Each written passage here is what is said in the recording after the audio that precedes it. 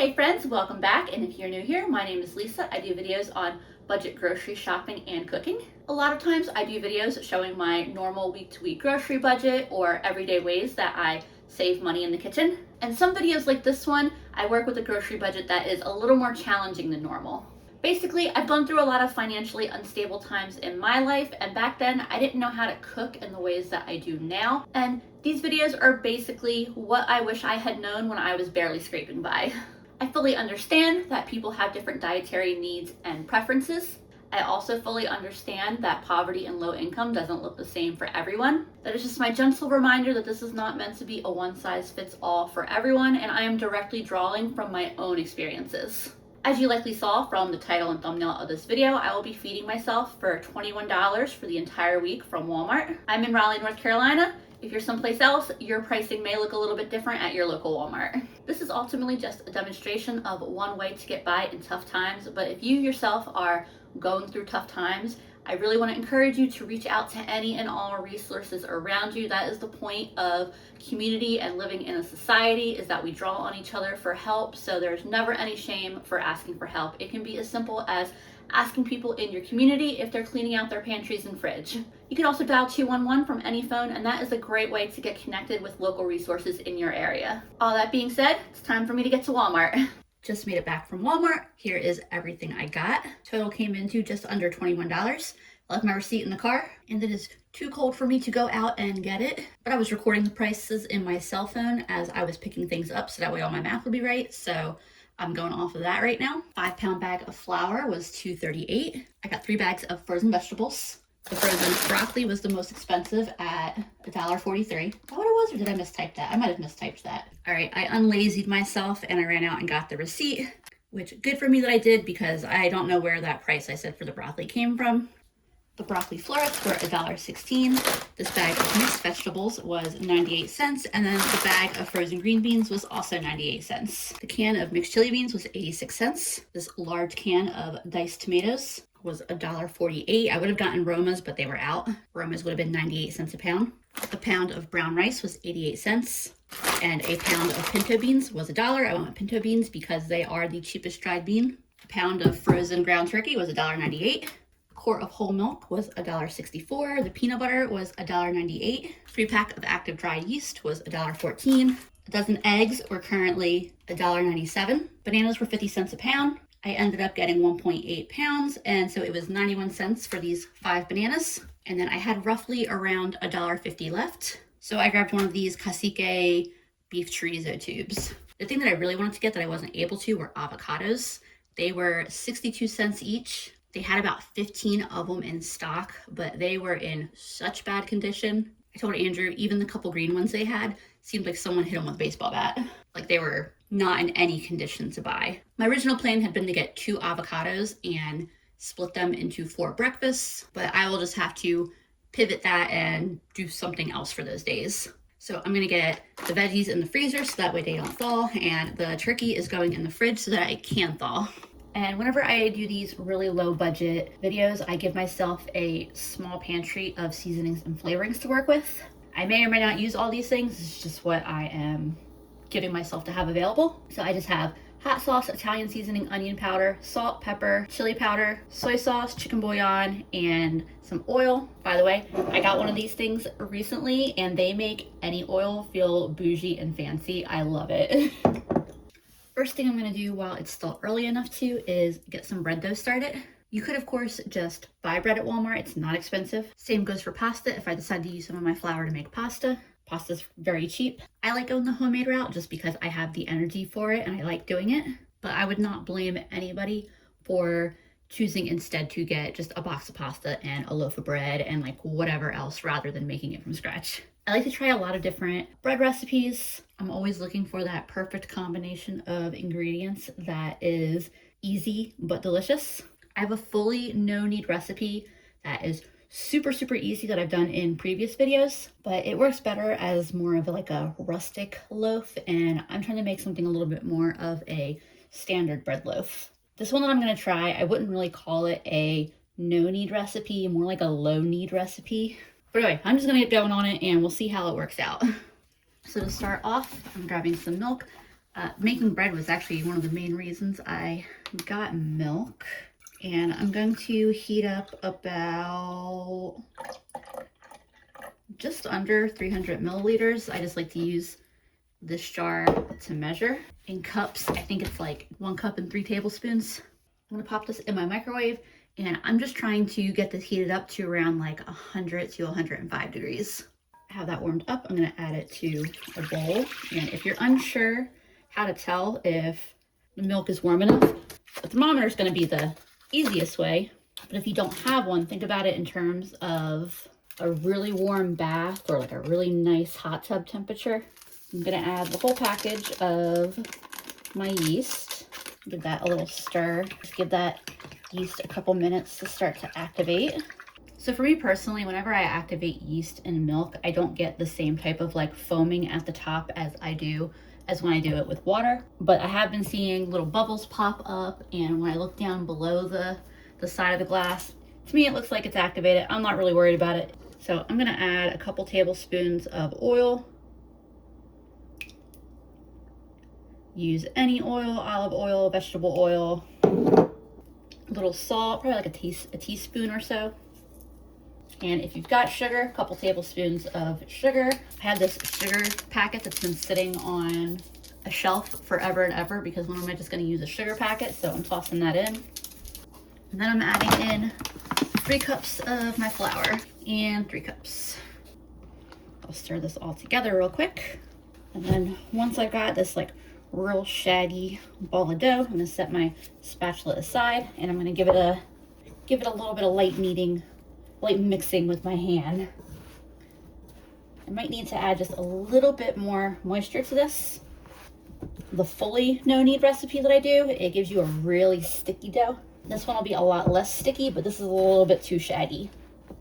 So when I add water to dough, what I like to do is I just wet my hand, and I'm going to introduce moisture that way. Otherwise, you run the risk of ending up in a cycle where you then add too much water and have to add more flour. And after wetting my hands a couple times, here's what that dough looks like. And I admittedly am heavy-handed with flour. The easy fix to that is to weigh your flour on a scale. But if you don't have a scale, I think it's valuable to know how to just, fix your dough if it's too dry or too wet. But anyway, I'm going to let this dough rest. I'm not doing its rise yet. I'm just letting it rest. I'm going to cover it and let it sit for like 30 minutes. It's been 30 minutes. What I'm doing now is wetting my hand. I'm going to take my dough, I'm going to pull it, I'm going to stretch it, and I'm going to fold it down. I'm going to turn the bowl a quarter of the way, pull the dough, stretch it down. My dough might be a little bit less hydrated than it was supposed to be, but we're gonna see how dummy proof this is. So one more time. Now I wet my hand again, and I'm just kind of shoving the edges of the dough underneath of itself, so that way I've got this real nice ball here. And I'm going to cover this again, and I'll come back in another 30 minutes. After 30 minutes, I'm doing the exact same thing I did before. And then pushing those edges underneath. And then let this sit for another 30 minutes. After another 30 minutes, I'm doing that process of stretching out my dough and folding it on itself again. And folding all the sides under itself. So I've got a nice smooth ball here. And letting it sit for another 30. In between working on my bread, I'm gonna get some rice started for my dinner tonight. I don't normally buy brown rice. I much prefer white rice, but I haven't had brown rice in forever, so who knows, maybe I'll be like, this is great. They were fully out of the 1 pound bags of white rice, so I decided to try the brown rice. So yeah, we'll see how this goes. And I am gonna cook this in my rice cooker. I'll just as easily cook it in a pot on the stove. Just put it on a simmer, put a lid on it. Just like with my white rice, I gave my brown rice a quick rinse, and the brown rice takes more water. With white rice in my rice cooker, I would do about equal parts water to rice. In this case, for that 1 cup of brown rice, I'm gonna do like 2 1/4 cups of water. Add that right in. And I have no idea how long this will actually take to cook because, like I said, I prefer white rice. So I'll just start the brown rice setting on this and we'll see. That next half hour has gone by, and you notice how nicely this keeps puffing up. That might be a real nice little sign there. I feel like it's supposed to be stretching out a little more than it is, but we can call that user error. Plus I'm using regular all-purpose flour and not bread flour. But now that I have done this, if you've been counting, 4 times, after tucking the sides of the dough underneath and getting that real nice smooth ball, I'm gonna cover this again. We're not letting it rest for 30 minutes. We're gonna let it go through a full hour-long rise. An hour has passed. I probably could let that rise a little longer. My kitchen is kind of cool today. Has been for the last like a week. When is it gonna warm up in North Carolina? But I'm gonna get this shaped and get going on that second rise. So I'm just gonna get a little bit of flour down onto my clean counter. Kind of punch this down and get it out. And once I've got it rolled here in kind of a big rectangle, I'm just gonna roll it up. Kind of tuck the ends in and get it into my loaf pan here. And I'm gonna cover it and let it rise for another hour. My dough has been rising for almost an hour and 10 minutes now. I've started preheating my oven. I'm gonna give it like somewhere between 5 and 10 more minutes to continue to rise. It's almost there, I think.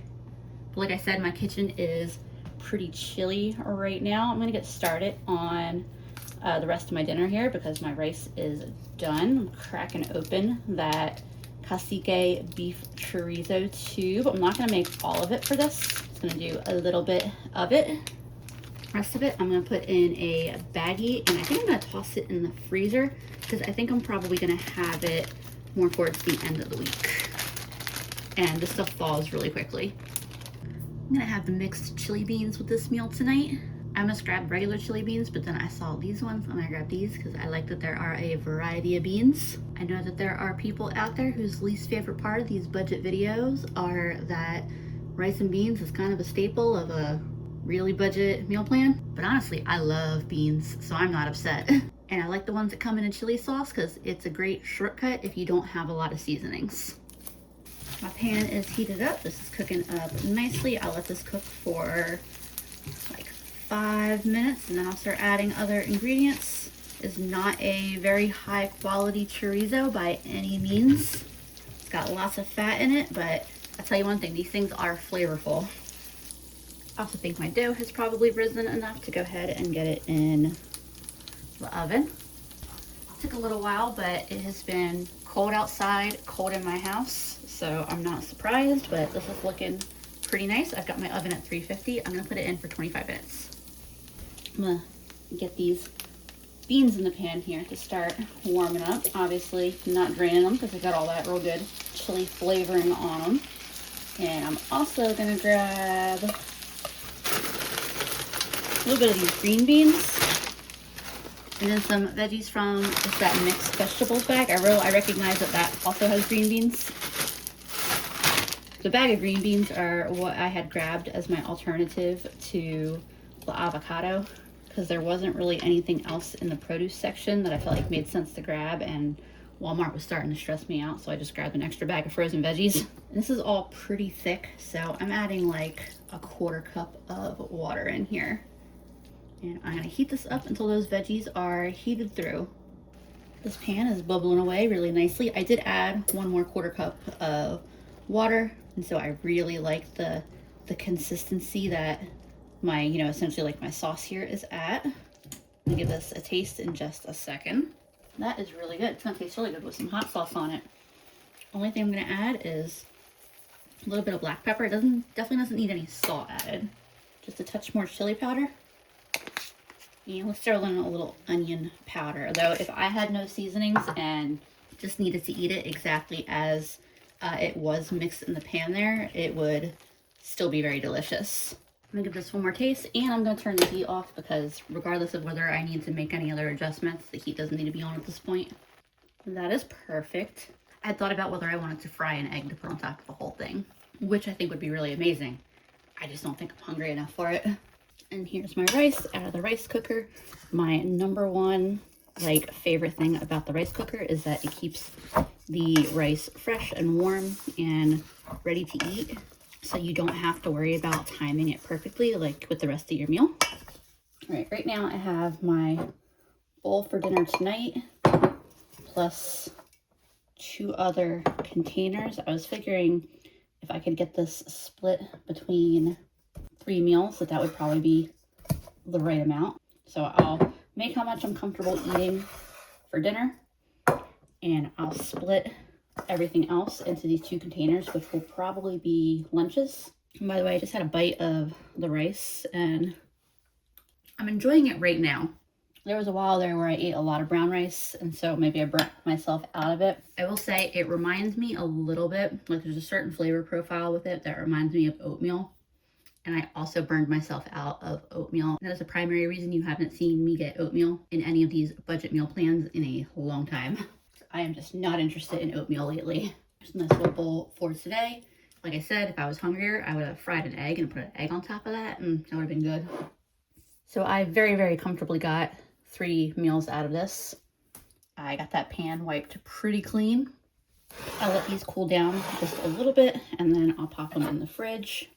I'll give this a try real quick. That is a perfect pairing with that rice. I'm very, very happy with this meal. This is a good meal. It's nice and filling. We got protein, we got veggies, we got fiber, and we got a lot of flavor. Also, my loaf just came out of the oven. It's looking really, really nice. If you have a stick of butter or margarine, it's nice to just run that over the top of it. Makes the crust really nice, but not necessary. I'm skipping that step. And I'm gonna get this out onto cooling rack here. Yeah, there's my loaf out of the pan. It needs at least an hour to cool before it's sliced into, but in my case, I'm gonna let it cool overnight because I will be eating it with breakfast. It's the next morning. Here's that bread loaf. I'm gonna cut into it and see how it turned out. Definitely feels very soft. I'm very happy with this. I cut myself a second little piece here so you can see what it looks like when it's kind of, you know, more typical piece of sandwich bread there than the end here. I think I'm gonna toast the slice, and then this slice I'll just eat as is. Tastes like bread. So my plan here is to have a breakfast of peanut butter and banana on toast. I have 5 bananas, so I could do this for 5 mornings, or I could do something else, something with eggs, and then just have a banana as a snack. There's my breakfast. I'm gonna eat the rest of this non-toasted piece first because this toasted piece smells so good, and I know with the warm peanut butter on it, I'm not gonna wanna go back to this piece. This is actually a really substantial breakfast for me. I'm really not a breakfast person. I wouldn't be surprised if tomorrow I just cut myself 1 slice that's a little bit thicker than this and just stick with 1 slice of toast. I was right about this, all warmed up. I could also obviously eat this as a lunch any day I wanted if I wanted to do something else for breakfast. So it's nice having a little bit of flexibility on when I want to eat these different meals. And then this is what I will heat up and eat for lunch. I've got a little while before dinner, but it's a great time to get some beans started. I'll be cooking my beans in my pressure cooker, but regardless of what way you cook them, first step is the same. I went back and forth on whether I wanted to make a half a bag or the whole bag. I think I'm gonna make the entire bag, and I might freeze a portion of them. I like freezing beans. It's just a really convenient way to always have beans ready to toss in a meal. So that first step is that I'm gonna rinse these and I'm gonna sort through them and just make sure there are no little stones or anything that I don't want in here. I'll do one last little sort through real quick here, but I mean, honestly, like this is a really nice batch of beans. If I were making this on the stovetop or in a crock pot, I would have put them in a bowl of water and soaked them overnight. Then you would drain them and either start them on the stovetop or in your slow cooker. I never use slow cookers. What is it, like 4 to 6 hours in the slow cooker? Pretty much until they're tender. Some of that will depend on the type of bean and how old they are. And then on the stovetop, it's usually around 2 hours. Again, depends on the type of bean and how old it is. but really you're just cooking them until tender. When I'm cooking dried beans in the pressure cooker, I usually do 3 cups of water per 1 cup of dried beans. 1 bag of beans is about 2 cups, or 1 pound of dried beans rather is about 2 cups. So that was 3 cups for that first cup. And then there is another 3 cups. I will close the lid here. There we go. Look, where's my music? And then if I hit the bean button, it'll go straight to 35. If not, you just adjust it.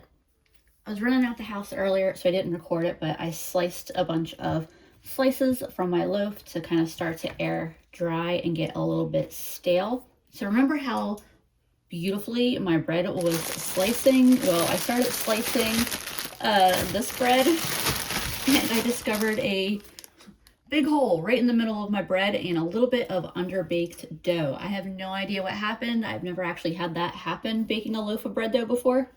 But luckily I had planned to use a bunch of this loaf to make breadcrumbs anyway, and so I'll probably just make a new loaf tomorrow, and I can still use the slices off the end here to eat because I assume that they're going to be just like the loaf started, where they were real nice slices. But yeah, that was an unexpected surprise. So I've had this out for a little bit, but I want to get it a little bit toastier, still a little bit soft in spots, so I'm going to put it in the oven. Just let it dry out and toast up a little bit more. Spread some oil on a pan. Get all my pieces of bread on there. Spray a little oil on it. And I'm going to season these just a little bit. A little bit of pepper and onion powder. And I got the oven at 350. I don't know what this will need to go in for. 8 minutes, 12 minutes. I'll just keep an eye on it. And actually, real quick, while I'm waiting for my oven to finish preheating anyway, I'm just gonna break these apart just a little more. That should help them dry out a little faster.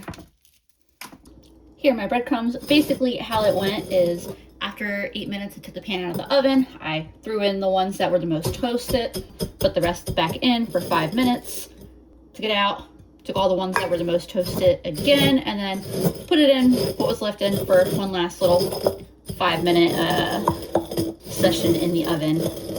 And I've just been crushing these. I also made breadcrumbs fly out everywhere at one point. That was fun. This is definitely something worth pulling out your food processor to blitz up real quick. So I'm gonna set aside my breadcrumbs for now. Pull over my Instant Pot. My beans are done. And I think I'm gonna do what I do when I make black bean burgers. So I'm gonna use, I don't know, maybe like 2.5 cups of beans. Get them drained a little bit.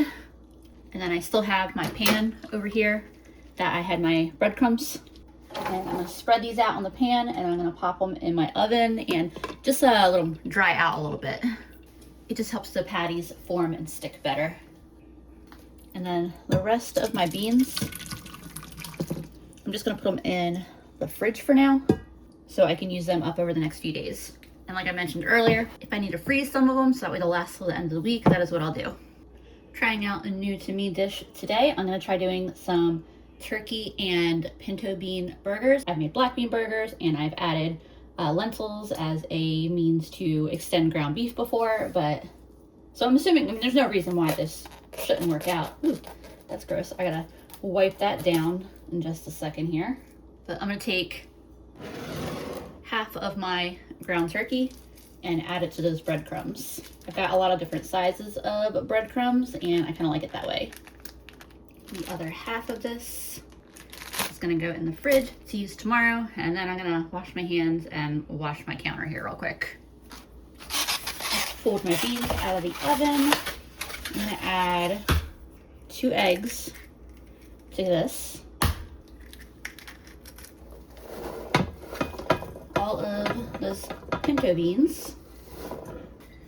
And I was kicking myself because I meant to open this can of tomatoes and add some of it to the chili beans, to that whole mixture. But so I'll open this can now and plan to start adding tomatoes to whatever makes sense to add them in.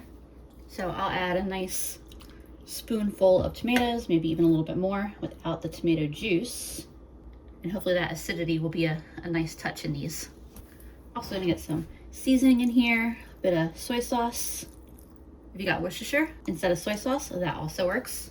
Some pepper, some onion powder, some chili powder, and some Italian seasoning. And it doesn't have to be these seasonings, use whatever you got. And definitely some salt, do not let me forget that. Cleaned off that same sheet pan that I toasted the breadcrumbs and dried out my beans on, spritzed a little bit of oil on it. Now I'm going to mix this real quick by hand. Here's my patty mixture. It doesn't look very pretty, but it smells really good. And usually if it smells really good and you can really smell the seasoning and things like that, it's usually gonna be good. What I'm gonna do is I'm gonna make these shape these into little patties, plop them down, and then I'll put these in the oven. I did raise the heat in the oven to 400. This batter is a little bit on the wet side, but it'll be okay. There's what the patties are looking like. Hopefully they turn out good because it definitely made more than I expected. I've got 11 patties here. I used up a good bit of my beans.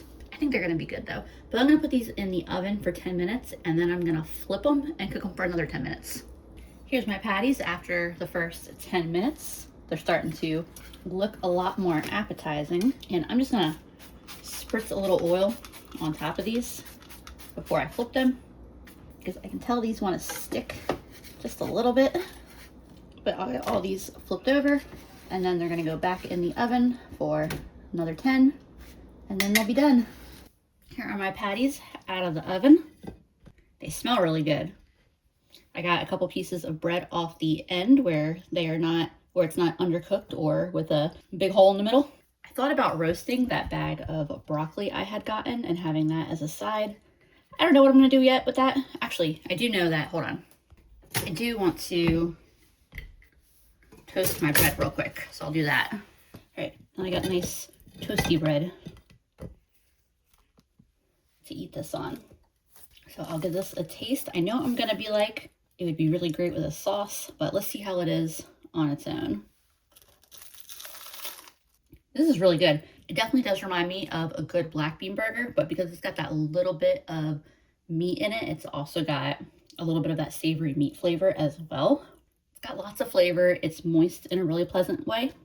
And the pinto beans and turkey just complement each other so well. It's just a really good combo. So I made enough of these that I can have 5 meals of 2 patties and have an extra patty left over. We'll see what the breakdown of meals actually looks like with that. Since I got this big hole in my bread anyway, I've heated up some oil in a pan. I'll just crack an egg right in there. Oh yeah, that looks fantastic. And there's a quick, easy breakfast for me. This is a meal I would eat any day, not on a super limited budget week. There's some hot sauce on top of that. We're good to go. And it always tastes so much better on homemade bread. This is my breakfast today.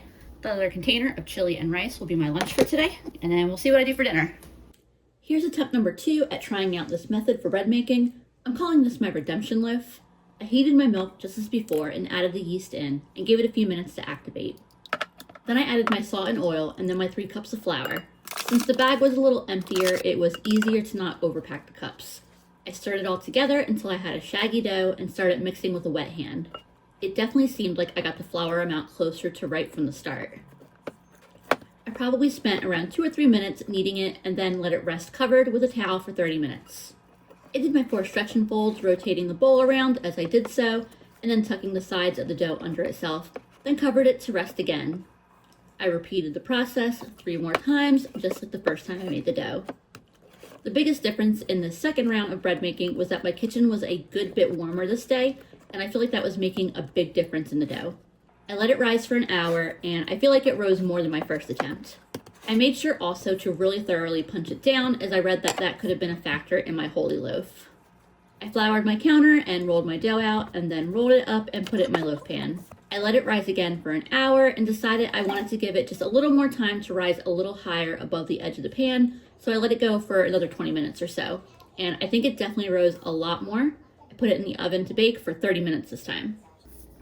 Hopefully that loaf of bread turns out perfect. In the meantime, for dinner, I'm moving on to something that is very much in my wheelhouse. So I have 2 cups of my flour here. I'm adding 1 egg and a half a cup of flour or water. And I will start mixing this all together.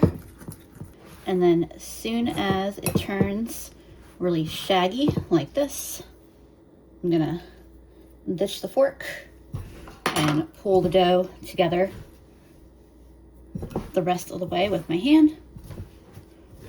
So I'm just gonna keep kneading it together till the rest of that flour in the bowl is incorporated.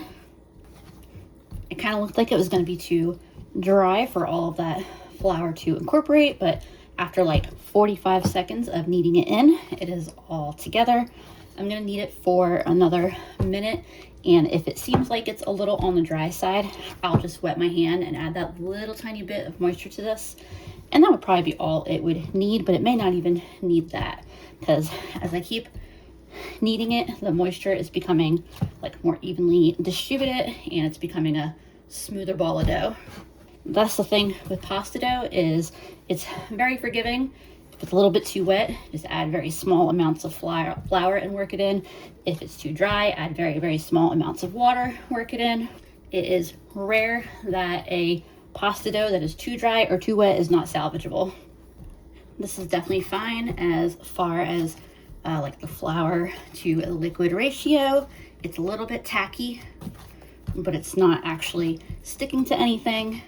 I usually need pasta doughs for like 5 to 8 minutes total, so I'll just knead this for another like 3 or 4 minutes. I switched to the counter just because it was a little bit easier, but I've got a ball of dough here that I'm happy with. It's relatively smooth and it's got a slight toughness to it. So what I'll do is I'm going to let it rest for 20 or 30 minutes. This is gonna let the dough relax, and then when I roll it out, it's gonna be much softer and easier to work with. And I'll put a damp paper towel over this so that way it doesn't dry out. I just pulled my loaf out of the oven. I definitely think 5 more minutes did the trick. Definitely looks a little more baked than the other one. I was just looking at a photo I took of the other loaf too, and it had a lot more just like cracking in the sides that actually had, I remember being afraid that I had overbaked it. But obviously that wasn't the problem I had. Hopefully this one turns out really nice. My dough has had time to relax. I'm putting some flour down on my counter. I'm gonna divide this into 4 pieces, and that'll end up being 4 servings of pasta, pretty equivalent to a standard serving of pasta that you would get pre-made in the box. So I'm gonna roll this out real quick. And noodle size, shape, and thickness is just a matter of personal preference. I'm gonna put just a little bit of extra flour on this layer here so that way it doesn't stick too much.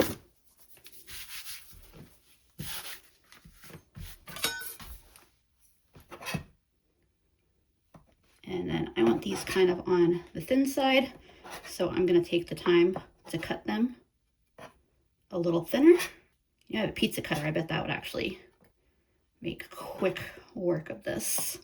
And I've got some water starting to heat up, and as soon as that is boiling, I'm gonna get these in the water. And fresh pasta cooks very, very quickly, only 2 or 3 minutes. But once I get these all cut, I'll just quickly unwrap them into their actual noodle shapes. And there's what those noodles look like.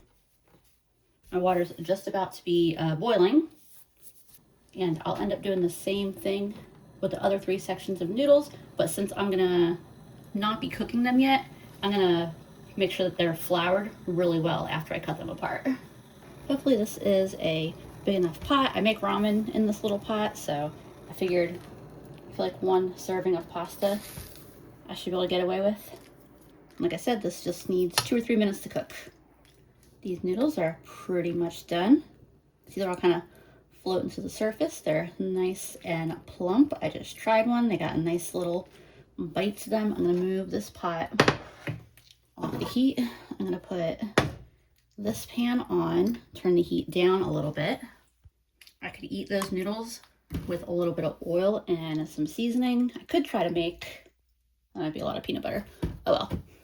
I could try to make some type of sauce with those tomatoes, but really cheap cans of tomatoes like that usually need a lot of love to make a really nice sauce. But one of my favorite kinds of sauces to have with noodles is a peanut sauce. Peanut butter is really neat in that as it heats up, it almost liquefies. And then what I'm also gonna do is just dump a little bit of this pasta water in here. And that's really gonna help thin this out as well. And then when I like to make a peanut butter sauce, I like to add a little bit of soy sauce in. And I'm gonna add just a little bit more pasta water to this. As soon as I get this all smoothed out, I'll add the pasta, stir it around, and it'll be ready to eat.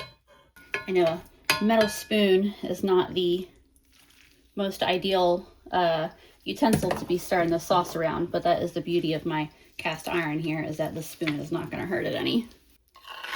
And as soon as I stir this all in, this is ready to eat. Pasta in the peanut sauce, absolutely fantastic. I could probably eat this every day and be happy. I did also heat up and break apart one of my patties just to make this a little extra filling. It's not a perfect pairing, but it's not bad. I do think that I like the noodles with the peanut sauce a little better on their own. So that's probably what I will do going forward. But tomorrow I also plan to roast a bunch of my frozen veggies, and I will eat those as sides with the rest of my pasta and my black bean burger meals. Here's my last bunch of pasta. The other two are already done and in the freezer. I have them really well coated with flour. Put them on a piece of wax paper. I'm gonna put this in the freezer just like this. Let it freeze a bit, just that way I don't have to worry about it getting smushed. And then I'll put it in a baggie along with the other two bundles, and I'll just store them in the freezer until I'm ready to eat them. And it only takes like 30 seconds longer to cook from frozen than if I were to drop this in boiling water right now, fresh as is. I'm gonna have a peanut butter and banana toast for breakfast, and I'm gonna cut a couple slices for my sandwich for lunch. My pinto bean turkey patty. So far, so good, but I definitely got a few slices into the other one before, you know, I got to the big gaping undercooked hole in the middle. But I'm feeling good about this one. This looks good. It's super, super soft bread. I think this one is going to have turned out much, much better. So there's a nice, delicious, warm peanut butter and banana toast, and then I'm enjoying the rest of the banana on its own. And there's lunch. I'm gonna roast some veggies tonight, so that way I can have a little bit of veggie side with these, because it does look a little bit, I don't know, I mean, I'm fine with it being just a sandwich, but we'll add a little side in there too. It's funny, this tastes just as good as a black bean burger, but I do understand the perspective that the pinto beans may not look quite as appetizing, because they do look a little weirder in it than the black beans do, but still delicious. Hey friends, I'm not cooking any whole new meals for dinner tonight. I'm gonna have pasta for dinner again. However, I am gonna make some veggies in the oven, and they're gonna go with the rest of my pasta and turkey and bean patties for the week. So, I've got my oven preheated to 425. And I also have half a bag of other veggies that I can put in another actual meal that I make. I'm gonna get some oil on both sets of veggies here. And these cook at around the same time in the oven. That's why I'm cooking them together. Obviously, that's something that you wanna keep in mind when you're roasting different kinds of veggies, is the different cook times. Roasting frozen broccoli is one of my favorite ways to prepare it. Getting these nice and seasoned with whatever sounds good right now. In this case, I'm tossing on salt, pepper, onion powder, chili powder. I'll get this stirred around so that way there's oil and seasonings all over all the veggies. I'm gonna put this in the oven for 20 minutes, and I'll check on it, May need to go in for a couple more minutes after that, but we'll see what it looks like after 20. Here's my veggies so far. My broccoli in particular is starting to look really good. It's starting to crisp up a little bit. I'm gonna put it in for a few more minutes and then I'll check on it again. Also wanted to show y'all real quick. So there is what one of those little frozen bundles of pasta look like. I dropped that in, and like I said, it takes maybe 30 seconds longer than the fresh non-frozen pasta. And then as soon as this is cooked, I'm just gonna make that same sauce as yesterday. Here's my veggies out of the oven. I've already snacked on a few pieces of broccoli because I couldn't help myself. My finished pasta. And then there's my finished dinner. Put it on a plate so you can see what that serving of pasta looks like on a plate instead of a bowl. I'm gonna go with some broccoli tonight. The rest of the veggies I'll split up between the rest of my pasta meals and turkey and bean patty meals. Both of the veggies complement the pasta really well. My only disappointment is that frozen broccoli. I swear it always disappears into, like, I don't know how there's as many servings as they say there are on the bag. I could definitely go through a lot of frozen broccoli in one sitting. And so this rounds out today's dishes. It's nice to have a day where I don't have to actually do much cooking. My current plan for tomorrow is peanut butter and banana on toast, and then one of my patties for lunch. And then I'm gonna change things up with dinner. I'm gonna make some tortillas, and I think I'm gonna do some like rice and bean veggie burritos, something like that. Maybe rice bean chorizo burritos. I got a few different options. I cut my bread for my lunch. There's my patty, just sticking with one for now. I might grab a second one. Throw in some of the green beans so it feels a little more like a complete meal here. And yeah, so far so good with the bread. I mean, this is such a like perfect slice of bread. I'm glad that I made another loaf instead of just throwing out that recipe and going to a different one, because this is like a perfect loaf of bread. I'm very happy about this. It's so soft. I mean, honestly, like it feels so similar to a standard loaf of sandwich bread from the store.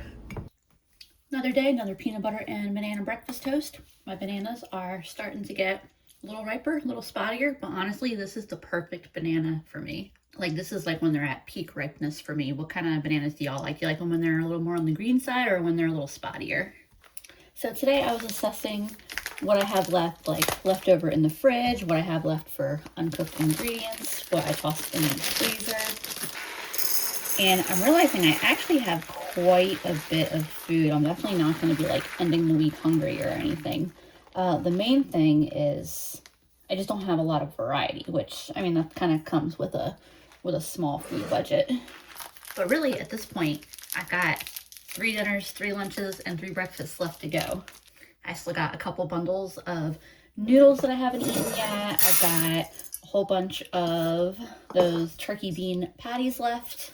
But I don't want to eat only that for the rest of the week. So I'm going to make a batch of rice up here, and I'm going to make myself some tortillas, and I'm going to make some burritos for dinner. So just started a cup of my rice. I got about maybe a half a cup left. We'll see if I use that up before the week is out, or if that's just something that I eat sometime next week. Besides making tortillas for dinner, I also want to make some to go with my breakfast. So I'm going to do some egg taco or burrito type dishes. So I did like about a 1 3/4 cups flour there, adding a little bit of salt and a little bit of oil. If you don't have oil, you can get away with omitting it, but they'll be a lot softer and easier to fold if there's some type of fat in there. It doesn't have to be oil, any kind of fat. So like bacon grease, lard, whatever you got. And then I've got some warm water here. I didn't fill this up. I'll probably need like a third, maybe a little more than a third cup of water to add to this. Definitely need a little more. But if I do, by chance, accidentally add too much water, I can always add a little bit more flour. It starts to get a little shaggy here.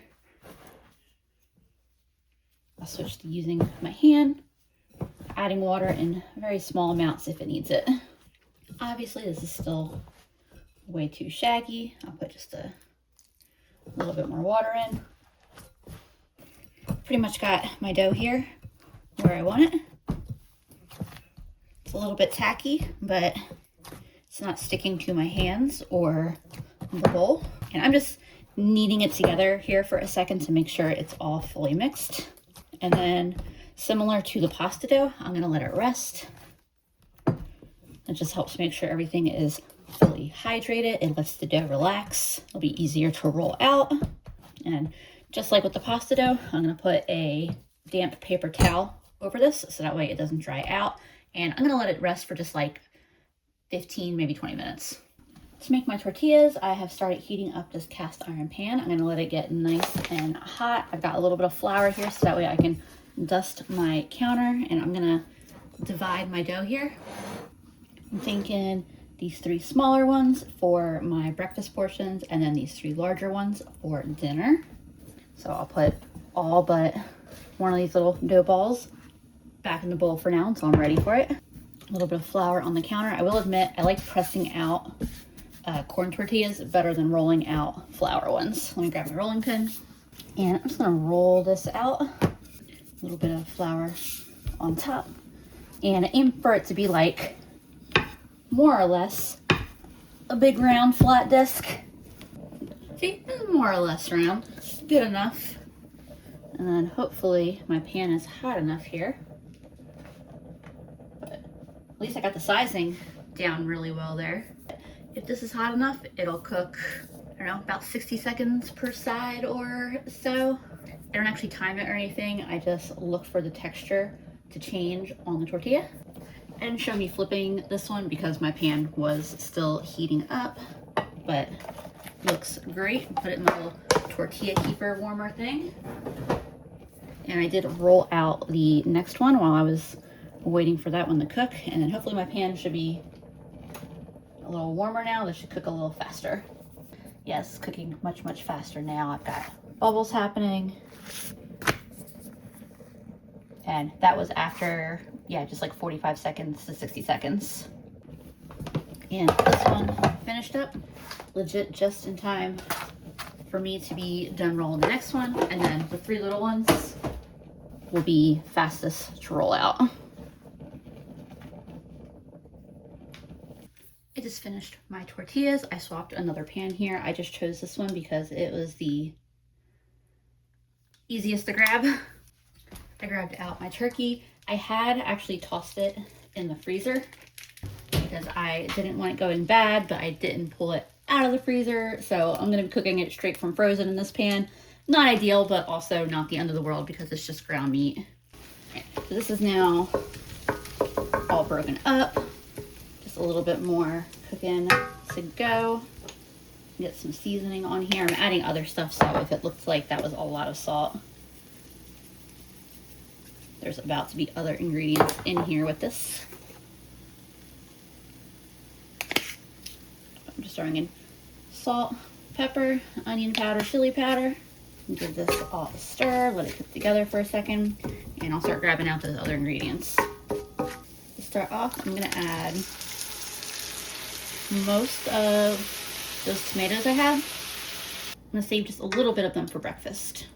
Also going to add a bit of beans, and I think whatever I don't put in here, I'm gonna put in the freezer, just in case I don't get to using them.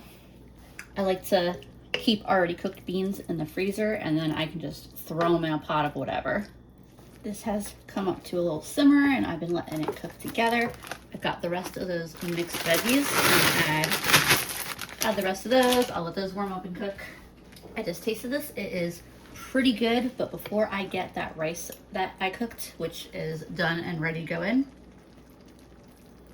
I'm gonna add a little bit of soy sauce. Just adds a nice little bump of savoriness. And just a little more onion powder and chili powder. And then that pepper. I'm about to add all that unseasoned rice, so you could use just a little bit more seasoning. And cooking the rice in like some chicken broth or some chicken bouillon would have been a good option to kind of like pre-season it before adding it to this, but it's still gonna be really good either way. Get that rice dumped in, and then I'll get it all stirred in. Here's this all mixed together. That is really good all together. I'm gonna slide this pan off the heat and get that flat cast iron back on it. Got one of my tortillas. They're nice and soft. Let's see what I can comfortably fill this with. I'm really good or bad, whichever way you want to look at it, at overfilling tortillas. A little hot sauce on there because I love some hot sauce. Some cheese would really be good. Did not do as nice of a job rolling that as I was going for, but it'll do. I'll get that in the pan to cook a little bit and I will fill the other two. They're not perfect, but they're stuffed full and they're gonna get nice and crispy on the outsides, and that's what I'm going for. Like I said, not a perfect job rolling them, but they're getting nice and crispy on the outside. I'm snacking on some spoonfuls of the filling while I cook these, because obviously I will have plenty of that left. I turned the heat off of these, and while they finish, I was just thinking about adding a little bit of broth to what I've got in the pan back here. Making this into like kind of a soup would also be a really great way to like use this same dish of ingredients, but kind of alter it in a way that doesn't feel like I'm eating the same exact thing. My tortillas here are done. Man, these things are hefty, little bricks of deliciousness. So I'll have one of these for dinner tonight. I don't know what the timing will look like on me eating the other two, but it'll probably be one each over the next 2 days. And I'll start with this one tonight. The same food that's in that pan, wrapped up in the tortilla, absolutely takes it up a notch. Like a tortilla always adds an extra layer of deliciousness to anything. I tell you, all you need is a layer of queso on this thing and it would be like amazing. But definitely really good dinner either way. I'm enjoying this. Hey friends, I have time to prep a breakfast today. So I'm gonna prep breakfast for the rest of the week. That's today and then 2 more mornings of breakfast after that. Just pulled my chorizo here out of the freezer. This actually does really well going straight from the freezer to the pan. I just ran this bag under water for just a minute and that loosened it from the plastic. But there is so much fat in these that it cooks down from frozen really fast and really well. This is all broken up and cooking now. See, when I said before that it's very fatty, it is a very fatty chorizo. It is a lot, very much different from a nice quality chorizo, but you know, it still serves it still tastes delicious. That's all I'm gonna say. Adding the rest of those tomatoes in to cook with the chorizo. Hopefully that bit of tomatoes and tomato juice will let it chill out with spitting as much as it is, because I don't even have this on a high heat. That did in fact help a ton with the amount that this was spitting. So I'm gonna let this simmer for a few minutes together and I'm gonna start getting my eggs ready. I'm thinking 4 eggs is probably good for my 3 tortillas. Hesitated there because I was thinking about adding in a 5th one, but I'm gonna stick with 4. Adding a splash of milk. I'll admit, the milk was not a very multifunctional item. I am glad I got it because that bread recipe turned out really, really wonderful. It's really soft, delicious bread. And I've been drinking a little bit of the milk as well, which I've actually really been enjoying. I don't drink milk often, just when I'm craving it, and I've been craving it a little bit this week, and so it's been really hitting the spot. But yeah, there are definitely items I could have gotten to make the milk a little bit more of a multifunctional ingredient, but whatever, I'm not mad about it. Scrambling the eggs is kind of the natural thing I thought to do, though I think frying an egg and having like a fried egg in each tortilla would also be really good. I do plan to eat these for the next 3 meals, and I will have those last 2 bananas as just like afternoon snacks or whatever. Got a big hole in the center here to add these eggs. You can tell despite all that spitting, I didn't actually have the heat that high because the eggs aren't simmering and bubbling immediately.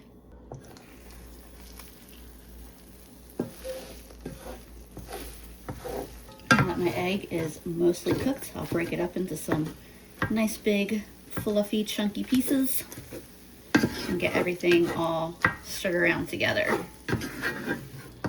And this will be my filling for my tortillas. If only I had some cheese, that would be like the most perfect thing.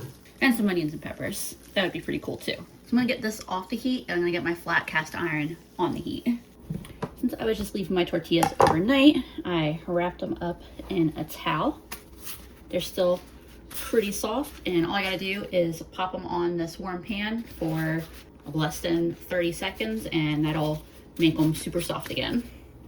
So I just quickly warmed these as my pan was warming up. There's a lot more flexible now, and I'm just going to spread my mixture evenly between all 3 tortillas. Nothing fancy here. I'm just cooking these up on both sides till the shells get nice and crispy. Here's my breakfast. I don't know what you would call them. They're kind of oversized tacos. Either way, I'm excited to eat this. Like I said, I'll eat one today, one tomorrow, and then one for my final morning. That's really good. And I know from experience doing little breakfast taco type meals and breakfast burritos in the past that they'll microwave really well. They won't be as crisp, but they'll still have that really good flavor from that extra frying in the pan. Very, very good. For lunch, I had some pasta in a peanut sauce with a green bean side, and then dinner was one of my rice and bean burritos. Day 7 started with a breakfast taco, followed by a toasted peanut butter and banana sandwich for lunch, which used up my last banana, and my last bundle of pasta for dinner and that peanut butter sauce that I love. And I did eat the rest of the roasted broccoli with this meal as well. Day 8, which rounded out my week, was my last breakfast taco, and then for lunch, my last rice and bean burrito, and I did end up eating all of the extra filling between meals as well. Wanted to show y'all real quick what I had left food-wise at the end of the week. I have 4 eggs left, probably like a cup and a half or so of flour, almost half my container of milk, a little less than a quarter of the peanut butter, about a half a cup or so of my rice, 1 packet of yeast, and a little bit of bread left. From my freezer, I also have this much beans left of my pinto beans, and then I have a few of those pinto bean and turkey patties left. So if I was going into a second week with the same budget, I would have these ingredients all ready to build off of. Not a lot, but not nothing either.